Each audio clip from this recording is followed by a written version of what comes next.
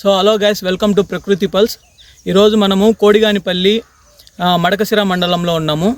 So మనతో పాటు దాదాపుగా 10 సంవత్సరాల నుండి ప్రకృతి వ్యవసాయం చేస్తూ ఎంతోమందికి ఆదర్శంగా ఉన్న ఆదర్శ రైతు రంగయ్య గౌడ్ గారి ఫీల్డ్లో ఉన్నాం. ప్రకృతి వ్యవసాయంలో ఈ ఆదర్శ రైతు యొక్క ప్రయాణాన్ని ఆయన మాటల్లోనే తెలుసుకుందాం.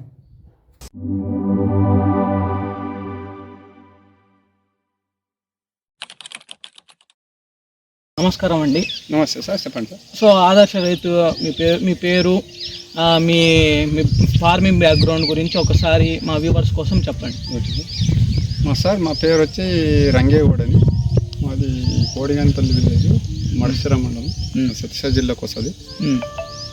మేము వ్యవసాయం, ప్రకృతి వ్యవసాయం అంటే ముందు నేను 2015 నుంచి ముందు కొంచెం కెమికల్ వాడుకొని మనము వ్యవసాయం చేసేటోళ్ళు. అయినా మనకి కొంచెం ఇద్దరు. మీరు ఎన్ని ఎకరాల్లో వేస్తున్నారు? 2 ఎకరాలు ఓన్ ఫీల్డ్, ఒక 2 ఎకరాలు ఉంది సార్. ఒక లీజ్కి ఒక 3 ఎకరాలు పెట్టుకున్నాం. ఇది ఫీల్డ్ వచ్చి లీజ్దే. ఓన్ ఫీల్డ్ అంతా PMDS అయిపోయింది. ఇప్పుడు ఈ ఓన్ ఫీల్డ్ ఇది ఏ గ్రేడ్ సార్. ఎన్ని ఎకరాల్లో వేసినాయి? ఇది వచ్చి 75 సెంట్స్ ఉంటుంది సార్. ఇది 75 సెంట్స్ లో A grade model A grade వేసాం.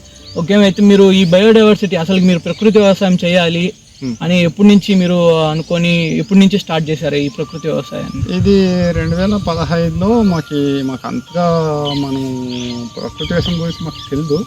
అప్పుడు 2 ICRPలను వచ్చిండ్రు. అప్పుడు మనము ఏదో ప్రకృతి వ్యవసాయం గురించి చెప్తాము, ఇలా చేయండి, కెమికల్ వాడద్దండి అంటే రసాయన మందులు వాడద్దండి, రసాయన ఎరువులు వాడద్దండి, ఇదైతే బాగుంటుంది, మనిషికి ఆరోగ్యంగా ఉంటుంది, భూమికి ఆరోగ్యం ఉంటుంది అని చెప్పినారు. సరే, అది మంచి పద్ధతే కదా అని మేము పాటించి వాళ్ళు చెప్పిన విధానాలన్నీ మనం పాటిస్తూ, సరే ఎట్లా ఏం చేయాలంటే మీకు ఆవులు ఉన్నాయి సార్ అంటే, సరే ఈ విధంగా చేసుకోండి, జీవామృతం అంట ఇట్లా ఘనజీవామృతం చేయాలని వాళ్ళంతా చూపెట్టినారు.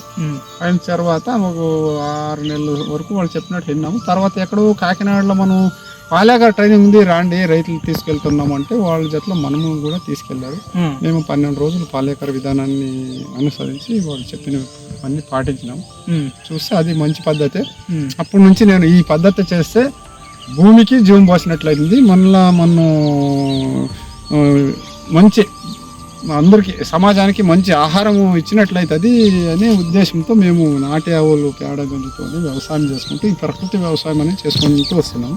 అప్పుడు ఏ గ్రేడు ఏ టైం లేవు సార్. ఆయన ఏమంటే ఏ పంట అయినా కానీ ఈ పద్ధతి పాలేకర్ విధానాలు అయితే అంటే ఏ గ్రేడ్ మోడల్ ఇవన్నీ లేదా, ఏ పంట అయినా కానీ ఈ పద్ధతిలో చేసుకోండి. డ్రిప్ అయితే డ్రిప్ లో వదలండి, లేదంటే జిగులతో కానీ ఏమంటో కానీ పోసుకొని జీవామృతం పోసుకొని ఘనజీవామృతం చేసుకొని పంట పండుకోండి అని ఆయన చెప్పినాడు. మనం DPM సార్ గారు అంటే ఈ A grade model ATM model మీకు ఎట్లా ఇంట్రడ్యూస్ అయినాయి అంటే, మనకి ఒకసారి ఇట్లా 4-5 సంవత్సరాల ముందు మనం DPM సార్ వచ్చినారు. నేను దాన్ని చేసేది చూసి నన్ను కూడా అనంతపురం DPM లక్ష్మణనాయక్ సార్ గారు మనం ఈ ప్రకృతి వ్యవసాయ విధానాన్ని ఆయన బాగా క్షుణ్ణంగా చెప్పినాడు. ఇట్లా చేసుకోవాలి, ఈ మోడల్ వేసుకుంటే ఇంత ఆదాయం వస్తుంది అని చెప్పినాడు. దాంట్లో ఇక్కడ మన లోకల్లో మనం రమేష్ అని MT సార్ కూడా మనకి బాగా ఇదే మోడల్స్ గురించి అవగాహన చెప్పినట్టు ఇట్లా ఉంటాయి, చూసుకోండి, సార్ని పిలిపిస్తాము ఒకసారి DPMని, ఈ మోడల్ వేసుకోండి అంటే సరే అని. ప్రకృతి వ్యవసాయంలో A grade A time model అయితే మాకు తెలుసు. ఏ టైం అయితే మన ప్రాంతంలోనే స్టార్ట్ అయింది, ఈ ప్రాంతంలో ఫస్ట్ స్టార్ట్ అయింది.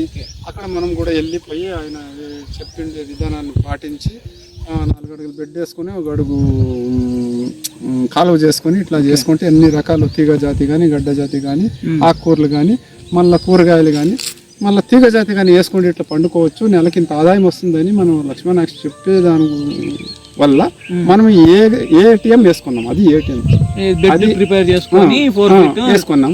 దాంట్లో కూడా మంచి ఆదాయాలు వచ్చింది. నాకైతే అందరూ ఎవరు క్యారెట్ రాదు, బీట్రూట్ రాదు మా ప్రాంతంలో అంటే నేనైతే పండించినాను. అదైతే ఎక్సలెంట్గా వచ్చింది ఇప్పట్లోనే. మళ్ళీ అది ఏ గ్రేడ్ అంటే ఏ గ్రేడ్ అని చెప్పినారు.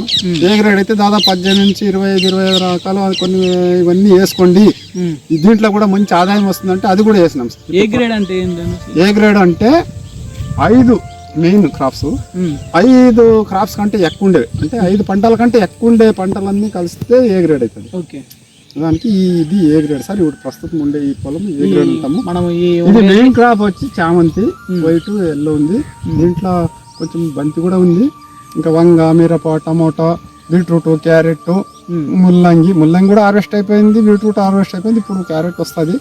మళ్ళీ ఇంకా వంగ మిరప స్టార్ట్ అయింది, బంతి కూడా ఉంది, చామంతి ఉంది. మళ్ళీ దీంట్లో బార్డర్ పంటగా మనం మొక్కజొన్న పెట్టుకున్నాము, తర్వాత చిక్కుడు పెట్టినాము. దీంట్లో మేము ఉల్లి పెట్టినాము, కానీ ఉల్లి విత్తనాలు ఏమో డ్యామేజ్ అయి పుట్టలేదు. అయితే వెల్లుల్లి పెట్టినాం, వెల్లుల్లి కూడా సూపర్గా ఉందండి. చూడండి వెల్లుల్లి ఎట్లా వచ్చింది, ఇంకా స్టార్ట్ ఇప్పుడు ఇది వెల్లుల్లి. వెల్లుల్లి కూడా వచ్చింది. అన్ని క్రాప్లు కలిసి దాదాపుగా 18-20 రకాలు ఉన్నాయి దీంట్లో. భూమి కూడా చాలా మృదువుగా ఉంది. దీనికి ఏ ఒక్క ఎరువులు వాడలే, ఏ ఒక్క రసాయనాలు వాడలే. ఓన్లీ ఫీల్డ్ వర్క్ ప్రిపేర్ చేసుకొని దీనికి ఒక దాదాపు అంటే 300 కిలోలు ఘనజోతం వేసినాను. ఒక 3 సార్లు జీవామృతం డ్రిప్లో వదిలినాను. 3 సార్లు అంతే. జీవామృతం అది ఎట్లా ప్రిపేర్ చేసుకుంటారు? జీవామృతం అంటే ఈ ఆవు పేడ, ఆవు మూత్రము, మళ్ళా ఈ పప్పు దినుసుల పిండి కానీ బెల్లం కానీ వేసుకొని ఘనజీవామృతం ఘన రూపంలో ఉంటుంది, ఈ ద్రవ రూపంలో ఉంటుంది. దానికి తగినంత మూత్రం వేసుకుంటాము. దీనికి ఎట్లా అంటే 10 లీటర్లు మూత్రము, 10 కేజీలు బెల్లము, ఒక 2 కిలోల పప్పు దినుసుల పిండి, ఒక 2 కిలోల బెల్లము, కొంచెం పుట్టమన్ను వేసుకుంటాము. ఇది వేసుకొని 200 లీటర్లకి ఇది ఇట్లా చేసుకొని మనం ఇక్కడ పెట్టుకుంటాము ఇక్కడ నీటిలో. ఈ మోడల్ వల్ల మీకు ఉపయోగం ఏంటి? బాగా వచ్చింది సార్. మోడల్ వల్ల మాకు అన్ని రకాల పంటలు ఉంటాయి. ఎన్ని రకాలుగా అంటే ఒకసారి క్యారెట్ తీసుకుపోతాము, ఒకసారి బీట్రూట్ ఎత్తుకుపోతాము, ఒకసారి టమాటా తీసుకుపోతాము, ఒకసారి ఆకుకూరలు అయితే బాగా వచ్చింది. ఈ మెంతికూర నాకు కొత్తిమీరలోనే మంచి డబ్బులు వచ్చినాయి సార్. దాదాపు 1000 కట్టల వరకు కొత్తిమీర వచ్చింది. మెంతికూర అయితే దాదాపు 2-3 వేలు కట్టలు వచ్చింది. 10 రూపాయలు కట్ట అన్నా కూడా సుమారుగా మంచి డబ్బులు వచ్చింది. ఇప్పుడు ఇంకా వంగ మిరప ఇప్పుడు స్టార్ట్ అయింది. ఇంకా ఈ రోజు టమాటా ఒకటి ఈ రోజు తీసినాం కొన్ని. మీరు అసలు ఎంత ఇన్వెస్ట్మెంట్ తోటి స్టార్ట్ చేసింది ఇది? దీనికి ఇన్వెస్ట్మెంట్ ఏం లేదు సార్, అంటే మొక్కలకు మాత్రం ఈ చామంతికి ఇన్వెస్ట్ పెట్టినాము. ఈ వంగ మిరపకి అయితే మనం విత్తనాలు పెడితే రాదని మొక్కలు తెచ్చిపెట్టినాము. అంతే. ఎంత అయింది మొక్కలు? దాదాపు ఒక చామంతి అయితే ఒక 4000, ఈ మొక్కలకంతా వచ్చి ఒక 1200-1300. ఈ విత్తనాలకు అన్ని. మీరు వంగ ఏదో చెప్తున్నారు ఇందాక బ్యాక్ స్టోరీ దీని గురించి, ఈ పని చేయదు అని చెప్పి అదే చెప్పినారు. ఈ వంగ అయితే వాళ్ళు నర్సరీ వాళ్ళు తీసి పక్కకు పారేసినారు. ఇదంతా ఏజ్ అయిపోయింది నర్సరీలో. ఇది దాదాపు 20-25 రోజులు 30 రోజులు మధ్యలో ఉండే మొక్కలు అయితేనే రైతు నాటుకుంటే వస్తుంది అన్నారు. సరే అని పక్కకు తీసేస్తాము అన్న. తీసుకుపో అంటే సరేనమ్మా నేను ఎత్తుకపోతానంటే ఇదంతా ఎత్తుకపో ఫ్రీగా వాళ్ళు ఇచ్చేస్తామని ఫ్రీగా ఇచ్చినది. ఫ్రీగా ఆ మొక్కలు వచ్చి నేను సగానికి తెగ్గొట్టి, అంటే కాండాన్ని తెగ్గొట్టేసి నాటినాను. కాండాన్ని తెగ్గొట్టి నాటితే చూడు ఇప్పుడు ఎట్లా చూడండి.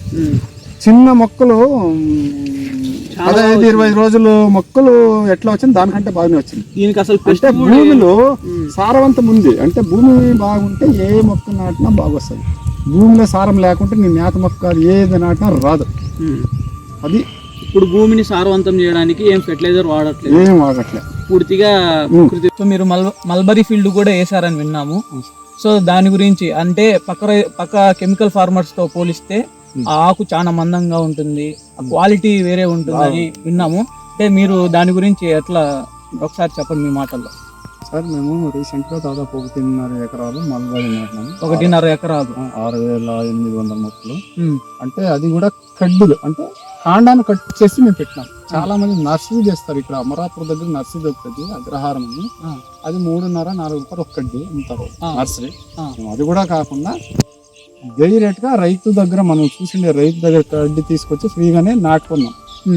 దానికి ఏం చేసినామంటే పశువుల ఎరువులు తోడినాము, మళ్ళీ ఘనజీవామృతం అన్ని వేసుకుంటూ మనం డ్రిప్ పద్ధతి ద్వారా ఫీల్డ్ ప్రిపరేషన్ చేసి నాటుకున్నాము. అది నాటుకొని 4-5 నెలలకి మంచి కాపు వచ్చి ఫుల్ హైట్ వచ్చింది.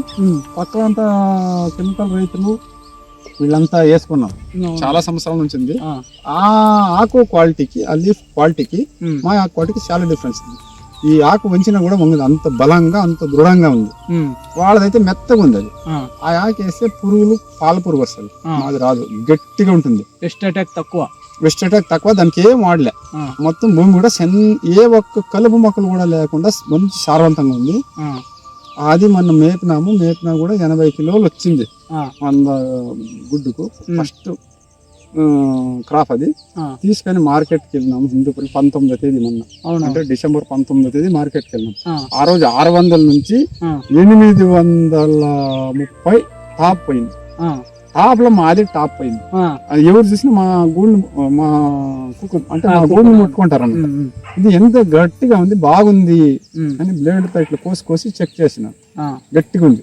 అది టాప్ రేట్ 3వ రౌండ్ కి నాది టాప్ పోయింది అన్న, టాప్ రేట్ పోయింది.